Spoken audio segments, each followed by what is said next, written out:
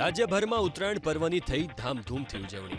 કેન્દ્રીય ગૃહ અને સહકારિતા મંત્રી અમિત શાહે દર વર્ષની જેમ આ વર્ષે પણ અમદાવાદમાં પરિવાર સાથે ઉત્તરાયણની ઉજવણી કરી.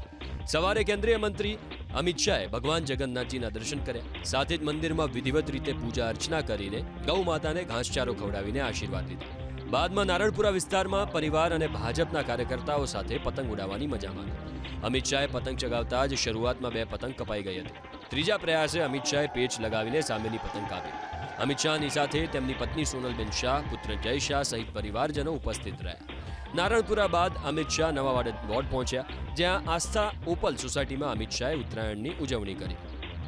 નારણપુરા વિસ્તારમાં આવેલા ગુજરાત હાઉસિંગ બોર્ડના રીડેવલપમેન્ટ થનાર સૂર્ય એપાર્ટમેન્ટ વિભાગ 2ના આવાસોનું અમિત શાહે ભૂમિપૂજન કર્યું. સાથે જ રીડેવલપમેન્ટના લાભાર્થીઓને શુભેચ્છા પાઠવી. આ પ્રસંગે અમિત શાહની સાથે મેયર, સાંસદ, ધારાસભ્ય સહિતના આગેવાનો અને મોટી સંખ્યામાં નાગરિકો પણ જોડાયા.